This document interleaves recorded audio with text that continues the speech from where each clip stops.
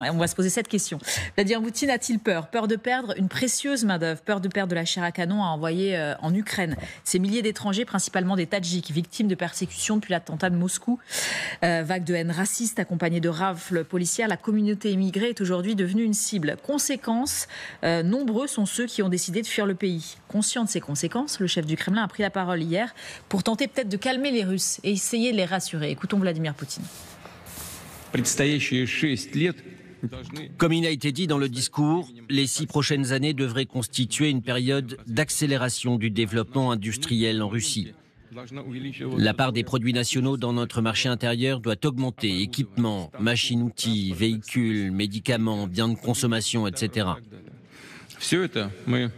Nous pouvons produire tout cela nous-mêmes.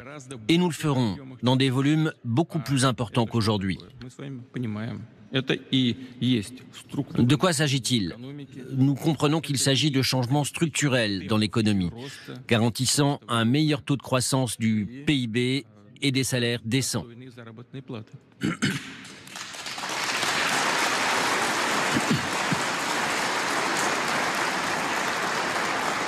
Nous n'avons pas beaucoup de choix.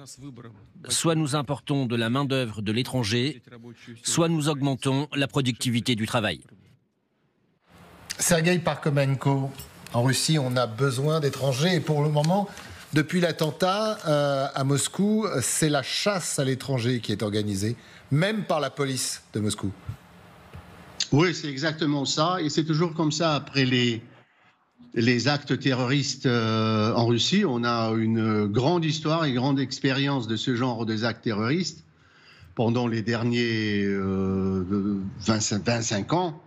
Et c'est toujours comme ça. Après une attaque, la panique et la chasse aux gens qui arrivent en Russie, surtout des pays de l'Asie centrale, de l'Ouzbékistan, Kazakhstan, Kirghizistan et les autres, Afghanistan aussi, qui vient pour travailler, qui vient pour participer à l'économie russe. Mais il faut se rendre compte que c'est pas seulement une question de sécurité ou bien de nationalisme, de discrimination à l'égard des travailleurs étrangers, quelque chose comme ça, mais aussi c'est un moyen de piller les entrepreneurs qui contrôlent les domaines de l'économie où ce genre de main-d'œuvre est bien utilisé. C'est surtout le secteur de construction qui est inimaginable sans les Ouzbeks, les Kirghizes, les Afghans et les autres. Mais aussi la commerce, il est impossible d'imaginer un supermarché russe sans vendeurs qui viennent en Russie. Les systèmes de services des grandes villes et les autres. Et voilà, les services spéciaux, la police, le FSB organisent cette panique, organisent cette chasse pour terroriser surtout les commerçants qu'ils contrôlent.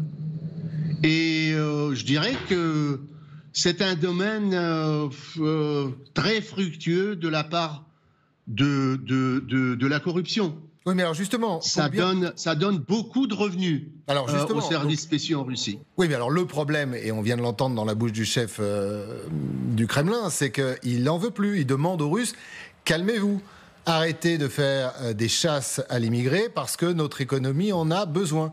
Et accessoirement, notre armée en a besoin aussi parce que les Tadjiks, on sait, et d'autres, sont une bonne manœuvre à envoyer sur le front en Ukraine. Oui, il dit ça, mais il est complètement incapable de contrôler ses propres services de force, ses propres policiers, les agents de FSB et les autres, qui considèrent ça comme un champ à labourer, hein, comme un moyen de gagner de l'argent, et qui en utilise beaucoup, et qui se procure beaucoup de cette possibilité. Donc on voit là en ce moment la faiblesse de pouvoir Poutine en ce qui concerne son contrôle pour les services spéciaux et les services de force. Merci beaucoup Sergueï Parkhomenko d'avoir été avec nous. C'est quand même un comble, c'est un monde que Poutine soit obligé de demander à son peuple d'arrêter de taper, pourchasser les étrangers et à sa police d'arrêter elle aussi les exactions parce qu'il a besoin de cette manœuvre. C'est un peu tard en fait. le défi démographique n'est pas récent en Russie. Il existe depuis un moment, il le sait, la population est vieillissante.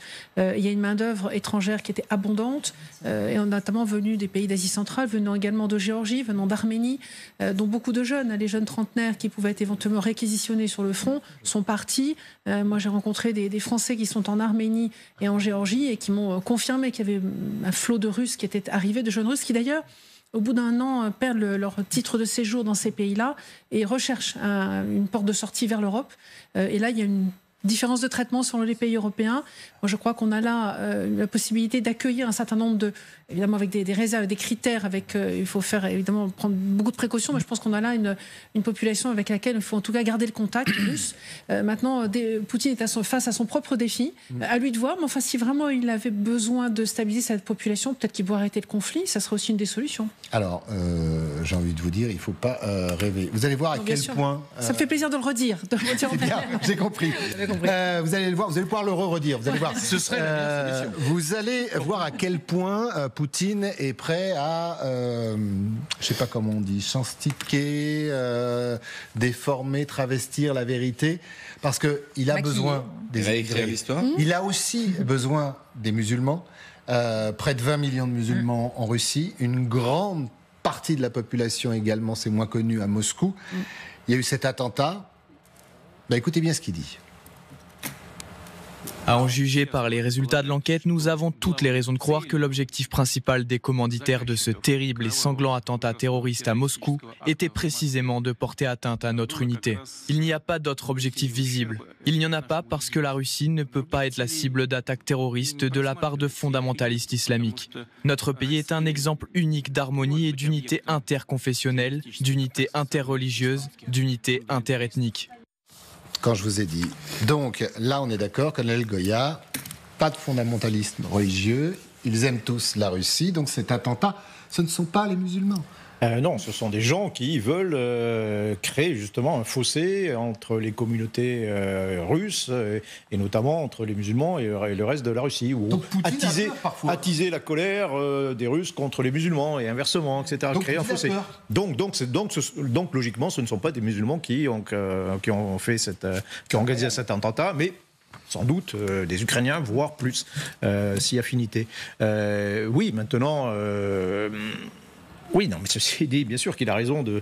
Non, mais pour quelqu'un qu'on pensait tout puissant, pour quelqu'un qui pouvait avoir droit de vie et de mort, bon, ben voilà, il y a les immigrés pour l'économie et certains envoyés sur le front. Là, il y a les musulmans, il faut les exonérer, même les fondamentalistes.